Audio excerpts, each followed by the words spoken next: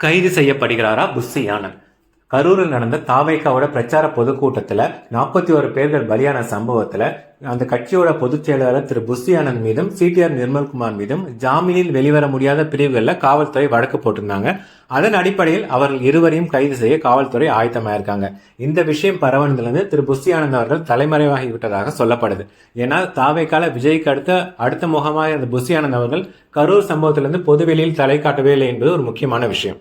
அது போக இதை மாதிரி ஒரு சென்சிட்டிவான விஷயத்தை கூட எப்படி ஹேண்டில் பண்ணுறதுன்னு தெரியாம தாவேக்காவினர் இன்னைக்கு இன்ஸ்டாகிராம் மற்றும் யூடியூப்ல இருக்க இன்ஃப்ளூயன்சர் மூலமாக விஜய்க்கு ஆதரவான ஒரு மனநிலை உருவாக்கும் வேலைகளை ஈடுபட்டு இருக்காங்க.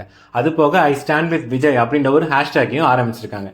இன்னும் கொஞ்ச நேரத்தில் பார்த்தீங்கன்னா இது இந்தியா லெவலில் ட்ரெண்டிங்காக இருக்கு அப்படின்ற ஒரு ப்ரொபகண்டாவும் பண்ணுவாங்க.